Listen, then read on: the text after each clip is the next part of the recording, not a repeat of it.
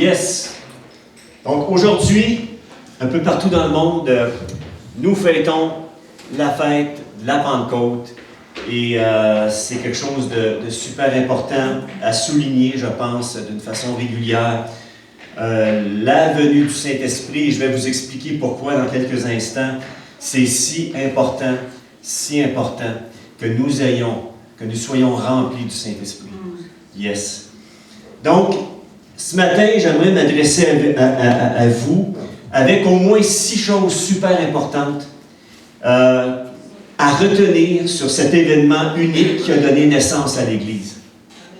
Quand le Saint-Esprit est descendu, on connaît un peu ceux qui avaient lu les Actes des Apôtres. Dans le fond, moi je dirais que je changerais un petit peu le titre de Actes des Apôtres à Actes du Saint-Esprit. C'est les Actes du Saint-Esprit au travers des apôtres, en fait. Mais c'est comme ça. Donc, les Actes des Apôtres par le Saint-Esprit qui ont accompli des choses absolument qui dépassent l'entendement et qui ont emmené le message de Jésus jusqu'ici, jusqu'à Sainte-Terre et jusque dans les confins de cette terre. Et il reste encore des endroits à être touchés par l'Évangile, des gens qui ont besoin de recevoir le message de l'Évangile.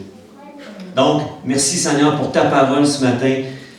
Merci de nous avoir envoyé le Saint-Esprit, ce consolateur, celui qui nous aide, celui qui nous dirige, qui nous montre toutes choses, qui nous enseigne aussi. Merci Saint-Esprit d'être là ce matin et tout simplement, ce que je te demande, c'est cette grâce d'emmener cette parole, ce partage afin qu'on puisse saisir l'importance, se rappeler, saisir l'importance d'être rempli de ton esprit, d'être dirigé par ton esprit, de marcher par ton esprit, de laisser ce fruit de l'esprit grandir en nous, d'apprendre aussi, d'opérer les dons spirituels qui font en sorte que ton Église grandit, que des gens autour de nous sont touchés dans leur cœur avec profondeur. Par dans le nom de Jésus, je te remercie pour ton message de ce matin, pour cette parole. Amen. Amen. Donc, au moins 6 choses super importantes. Donc, la première, je pourrais dire, c'est une fête chrétienne qui a eu lieu 50 jours après la Pâque. On connaît la Pâque comme le moment où est-ce que Christ est mort pour nos péchés et qu'il est ressuscité, qu'il est ressorti du tombeau, que Christ est mort pour nos péchés afin que nous ayons la vie en lui, que nos fautes soient pardonnées, que nous devenions en lui de nouvelles créatures, des gens transformés. On va en parler un petit peu plus en détail tantôt. Donc, en fait, dans cette même période-là, quand on parle de la fête de la Pentecôte, il y a eu 3 événements. Premièrement, la Pâque, donc on vient de le dire, la mort et la résurrection de Jésus. Ensuite, il y a eu l'ascension de Jésus par la suite. Jésus est parti à la droite de son Père, est parti au ciel, et il a dit à ses disciples, attendez la venue de mon esprit, du Saint-Esprit, pour ensuite la suite des choses. Ensuite, il y a eu l'événement de la Pentecôte dont nous allons nous entretenir ce matin. Donc, il y a eu 3 événements, mais l'événement dont on va s'entretenir ce matin, c'est ce qui a eu lieu 50 jours après la Pâque, c'est-à-dire le Saint-Esprit est descendu, est survenu, et les disciples ont été remplis du Saint-Esprit. Donc, cette fête-là, deuxième point, est liée directement au Saint-Esprit qui est descendu sur les 120 disciples de Jésus dans la chambre haute. Et dans Actes chapitre 2, verset 1, ça nous est dit, quand le jour de la Pentecôte arriva, ils étaient tous ensemble au même endroit. Tout à coup, il vint du ciel un bruit comme celui d'un vent violent, qui remplit toute la maison où ils étaient assis, la chambre haute. Des langues qui semblaient de feu leur apparurent, séparées les unes des autres, et elles se posèrent sur chacun d'eux, et ils furent tous remplis du Saint-Esprit. Vous savez, c'est toujours là aujourd'hui. Aujourd'hui, nous pouvons à chaque moment être remplis du Saint-Esprit. Tout dépendant de l'ouverture de notre cœur, c'est aujourd'hui, la source, elle est là, la centrale hydroélectrique spirituelle de puissance où la personne du Saint-Esprit a la possibilité d'agir dans nos vies si nous le désirons. Elle est là. On peut se brancher aux bornes, tout simplement, de sa puissance pour le laisser agir dans nos vies et voir sa gloire se manifester et de voir des gens autour de nous être touchés profondément. Comment est-ce qu'il y en a qui croient ça ce matin? Et la preuve en est qu'au verset 14 du même chapitre de Acte 2, Pierre, rempli du Saint-Esprit, se lève. Vous savez, Pierre, on sait ce qui s'est passé, a renié Christ 3 fois et Jésus l'a tout simplement ramené à lui, pardonné. Les disciples étaient des gens tellement peureux qu'ils ont été, après la mort de Christ, ils ont été s'enfermer dans une maison. La crainte était là.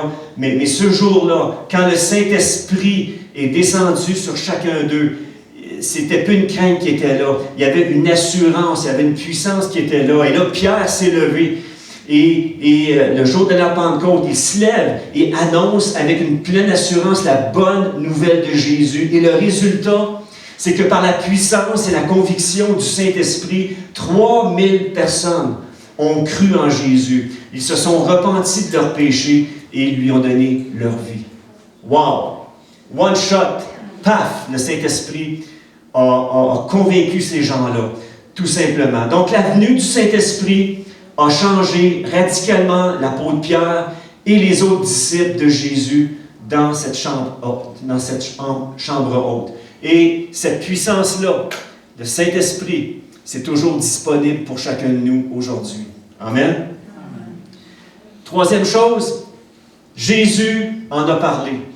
Jésus a parlé de cette puissance-là. Il a clairement mentionné à ses disciples qu'il allait envoyer le Saint-Esprit afin qu'il puisse habiter en nous, nous aider à accomplir l'œuvre à laquelle Dieu nous appelle. Combien est-ce qu'il y en a qui croient ça ici?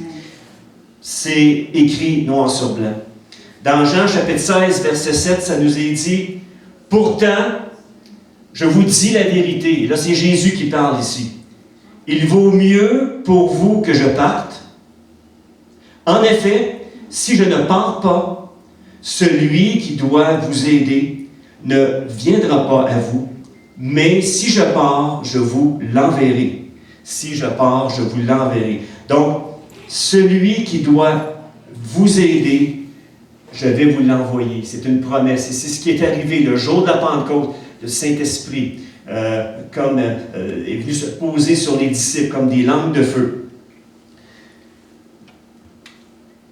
Ensuite, dans l'Ancien Testament mentionne aussi l'avenue du Saint-Esprit qui s'est produite le jour de la Pentecôte. Et l'apôtre Pierre, dans Actes chapitre 2, versets 16 à 18, va citer un texte du prophète Joël qui dit ceci. On va le lire ensemble. Mais ce que le prophète Joël a annoncé, là, c'est Pierre qui parle. Il est en train de parler aux milliers de gens qui sont autour et qui entendent le message que Pierre est en train de prononcer. Il dit, Joël a annoncé ce qui arrive maintenant. Voici ses paroles. Dieu dit, dans les derniers jours, je donnerai mon esprit à tous. Vos filles, vos fils et vos filles parleront de ma part. Je ferai voir des choses nouvelles à vos jeunes gens, des songes, des visions. J'enverrai des rêves à vos vieillards. Oui, en ces jours-là, je donnerai mon esprit à mes serviteurs et à mes servantes, et ils parleront de ma part. Yes, ils parleront de ma part, avec puissance, avec conviction. Quoi de mieux? Écoutez, la première fois que j'ai entendu l'Évangile, ou que j'ai été dans une réunion, le Saint-Esprit était là, et le pasteur qui était en avant et parlait et qui demandait si les gens voulaient vraiment venir à Christ et être remplis du Saint-Esprit. Ce jour-là, je vais vous dire, j'ai dit oui à Jésus. Et le Saint-Esprit est arrivé. Et moi aussi, je me suis mis à parler en d'autres langues. Et écoutez, j'ai vécu une expérience qui faut la vivre pour la croire. pour vraiment. Et le premier réflexe quand je suis sorti de la réunion, c'était d'aller témoigner à mes parents, c'était d'aller témoigner aux gens qui étaient autour de moi. C'était le premier réflexe. Tout comme l'apôtre Pierre a eu, quelle est la première réaction? Les 120 qui étaient dans la chambre haute n'ont pas commencé à avoir comment je pourrais dire ça? Essayer d'avoir du fun, garder ça pour eux autres et puis avoir du fun ensemble puis ils se roulaient à terre. Non. La première réaction, c'est de se lever, d'annoncer la bonne nouvelle avec force, avec puissance, avec cette puissance-là qui peut transformer des cœurs à tout jamais. Combien est-ce qu'il y en a qui croient ça ce matin? La fête de la Pentecôte est le moment où l'on célèbre l'accomplissement des promesses de Dieu. Par la mort et la résurrection de Jésus. Donc Jésus a pris tous nos péchés.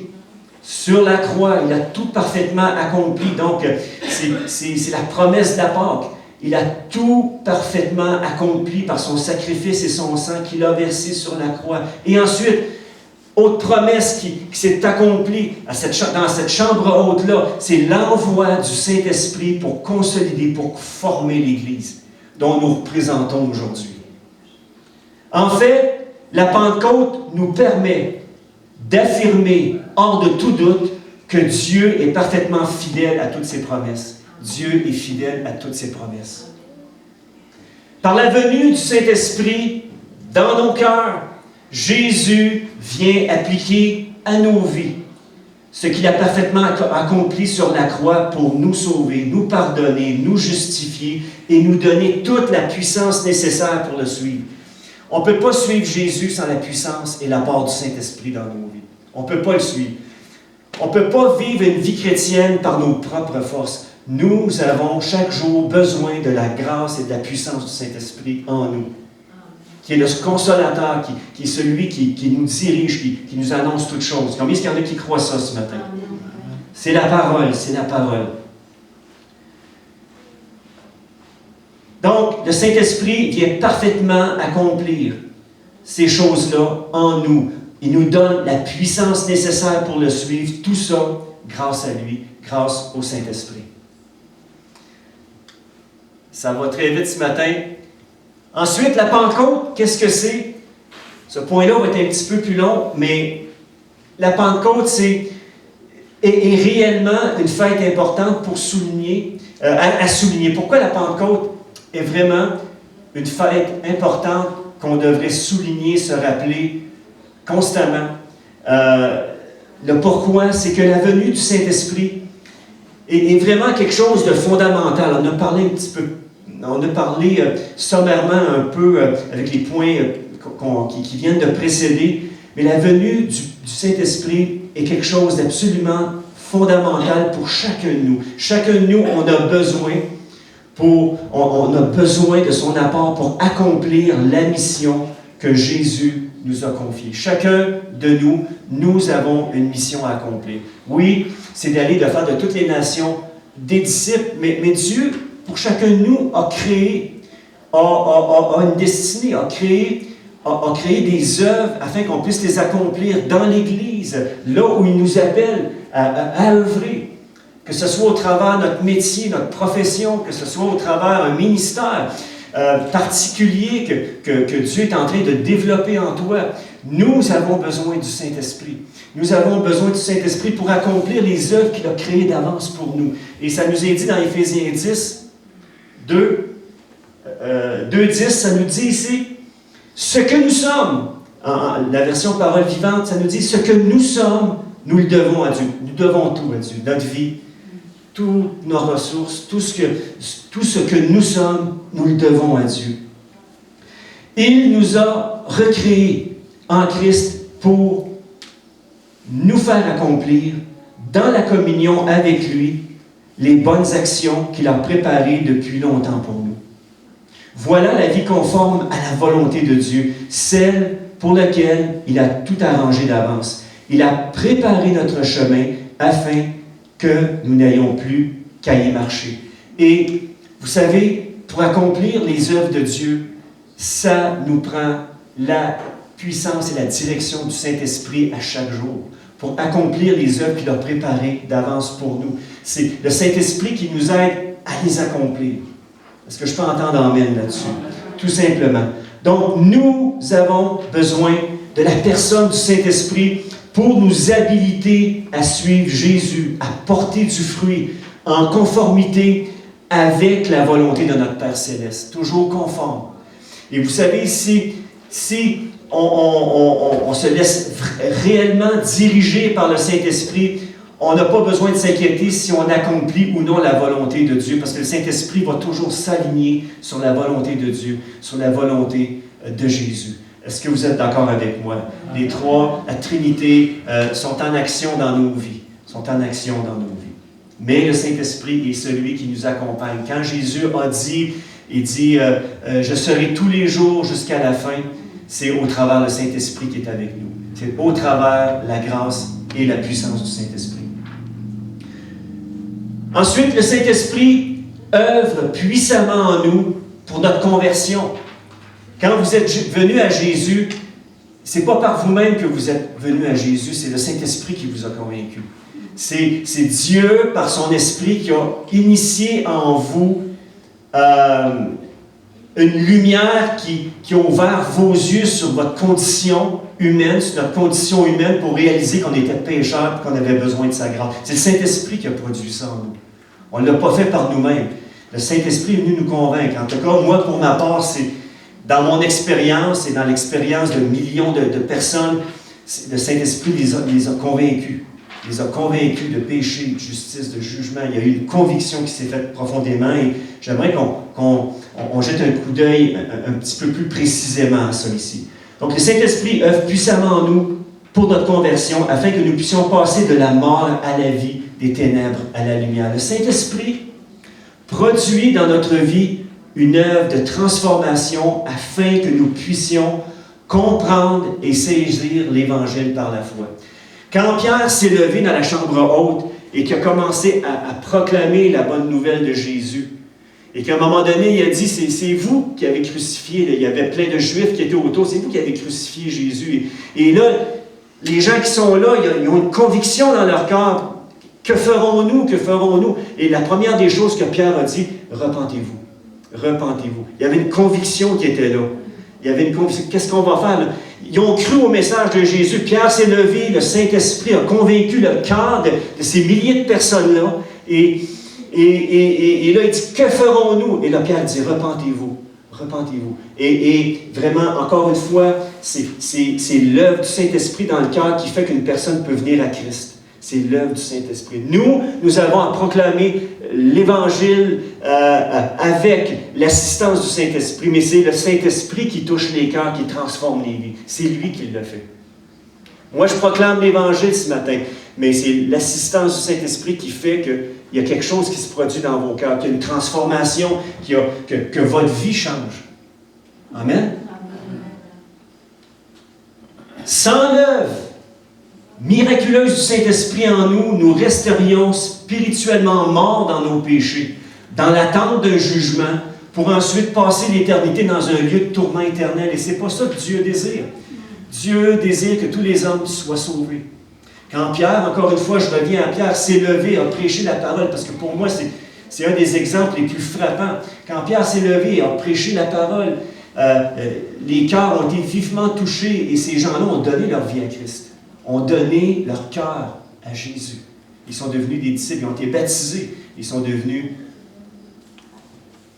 partie intégrante de l'Église naissante à ce moment-là. Amen. Sans le Saint-Esprit, sans l'œuvre de la personne du Saint-Esprit, il n'y aurait pas de régénération, de nouvelle naissance, de cœur nouveau.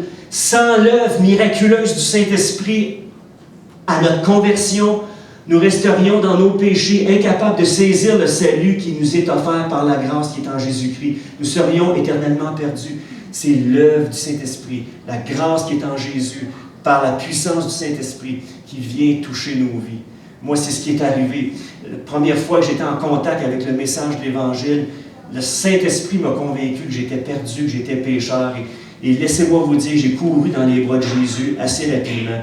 Je lui ai demandé pardon pour mes fautes. Pardonne mes péchés, Seigneur. Et là, c'est là que le Saint-Esprit est venu habiter en moi. Qui a eu vraiment, qui est venu changer mon cœur. Que mon cœur de pierre, il a mis à la place un cœur de chair. Il a fait cette transformation-là. Puis ça, nous, on ne peut pas le produire par nous-mêmes. Tout ce qu'on peut faire, c'est dire, OK, Seigneur, je reçois. Je reçois, je crois tout simplement. Et Seigneur, fais ton œuvre en moi. Et dans la mesure où mon cœur s'abandonne à Christ, s'abandonne au Saint-Esprit, dans la mesure où l'œuvre du Saint-Esprit se fait en moi, et dans la mesure où j'accomplis ce qui m'appelle à être et à faire, tout simplement. Nous avons tous une destinée. Amen? Ça va jusqu'ici?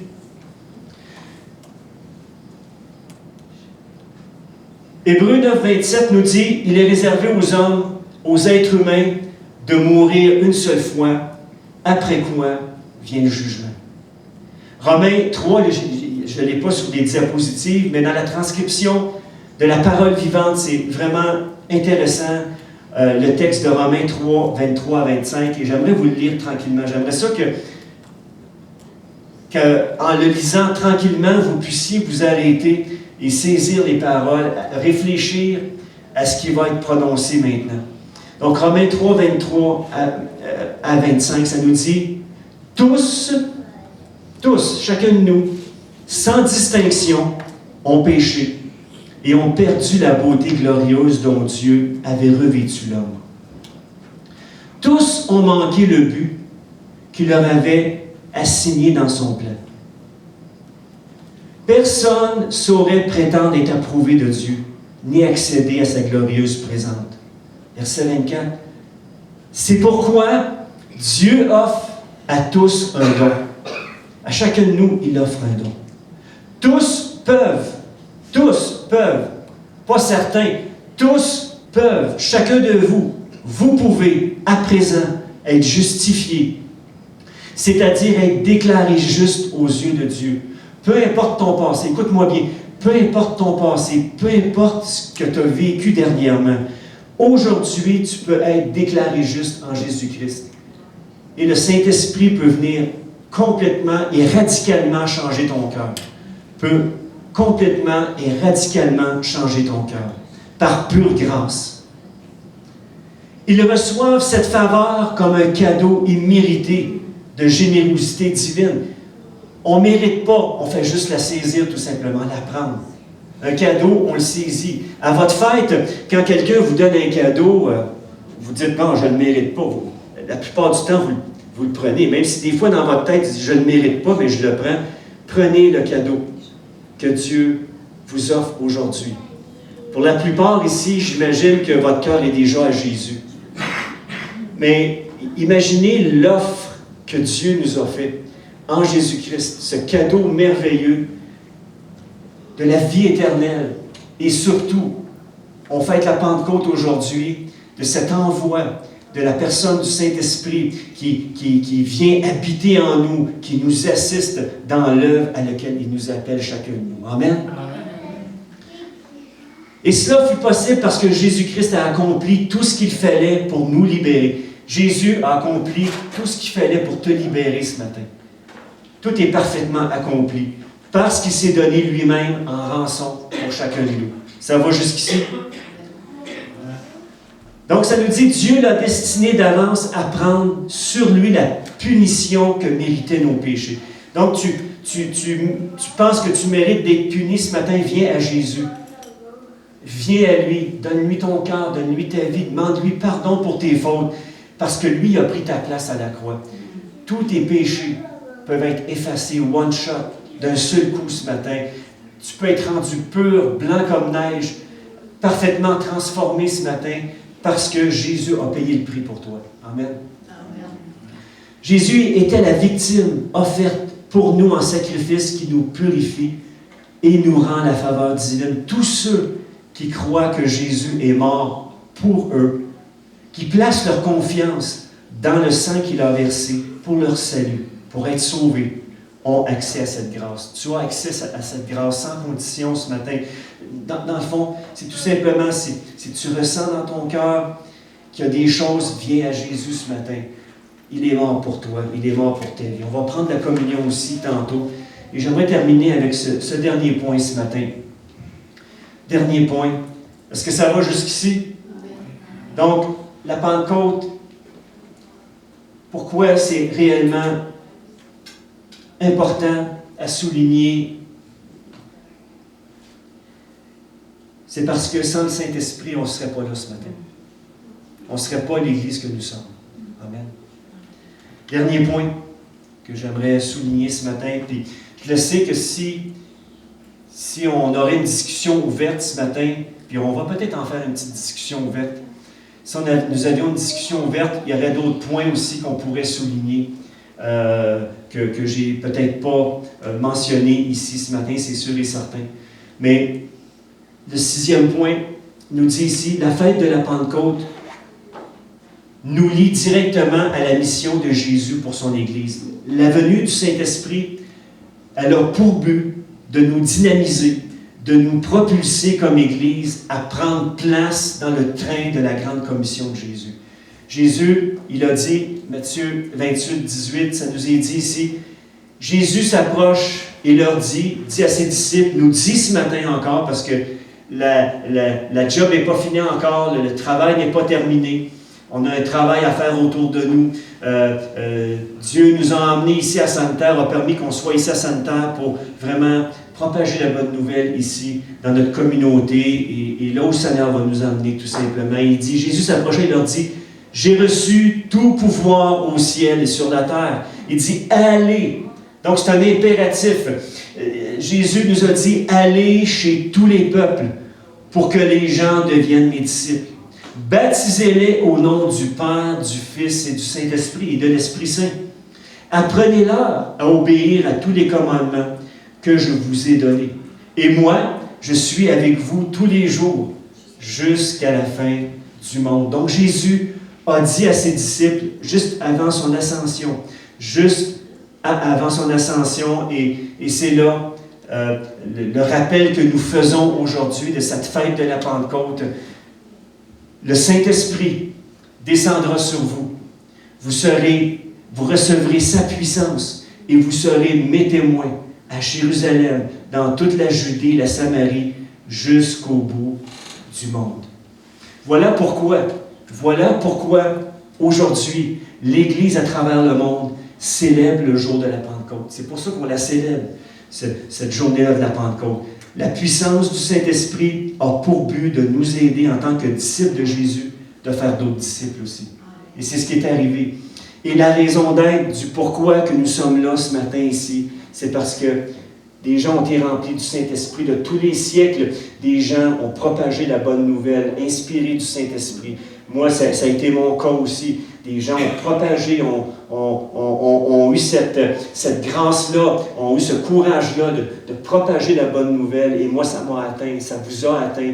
Et c'est ce qui fait qu'on est ici ce matin en train de louer, de glorifier Dieu et de dire merci Saint-Esprit d'être là, de nous avoir convaincus le jour où est-ce que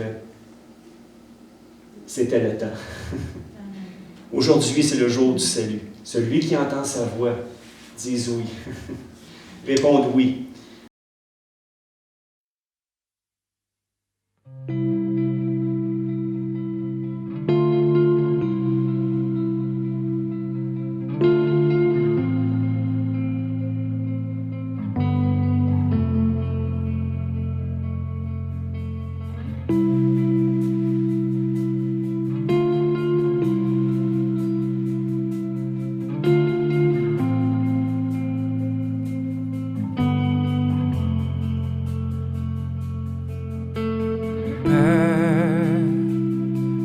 Qu'un désir, être près de toi et sentir tes bras. Ô Père, tu as envoyé ton Fils bien-aimé quiconque croit. Saint-Esprit qui donne vie,